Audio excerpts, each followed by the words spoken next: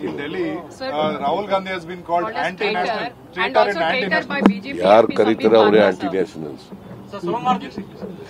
ಬಾಬಾ ಸಾಹೇಬ್ ರಾಹುಲ್ ಗಾಂಧಿ ಅವರು ಒಬ್ಬ ಮಹಾನ್ ದೇಶಭಕ್ತ, ಗೊತ್ತಾಯ್ತಾ.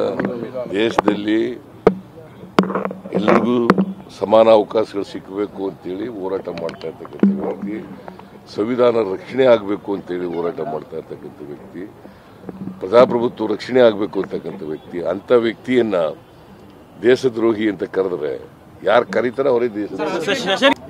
ಬಾಣಂತಿಯವರು ಅನೇಕ ಕಡೆಗಳಲ್ಲಿ ಸಾಯ್ತಾರೆ. ಗೊತ್ತಯ್ಯ, ನನಗೆ ಮೀಟಿಂಗ್ ಮಾಡಿದ್ದೀನಿ. ಡ್ರಗ್ಸ್ ಕಂಟ್ರೋಲರ್ನ ಸಸ್ಪೆಂಡ್ ಮಾಡಿದ್ದೀವಿ, ಇನ್ನೊಬ್ರು ನೋಟಿಸು ಕೊಟ್ಟಿದ್ದೀವಿ, ಎಲ್ಲ ಮಾಡಿದ್ದೀವಿ. ಇದನ್ನು ಕೂಡ ವಿಚಾರ ಮಾಡ್ತೀನಿ ನಾನು. ಅದು ನಮ್ಮ ಔಷಧಿಯಿಂದ ಮಾಡಿದ್ಯಾ ಅಥವಾ ಡಾಕ್ಟ್ರಿಂದ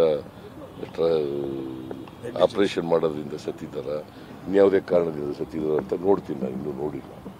ಪತ್ರಿಕೆ Rahul Gandhi has been called anti-national, traitor and anti-national. ಯಾರು ಕರೀತಾರೆ ಅವರೇ ಆಂಟಿ ನ್ಯಾಷನಲ್ಸ್. ಬಾಬಾ ಸಾಹೇಬ್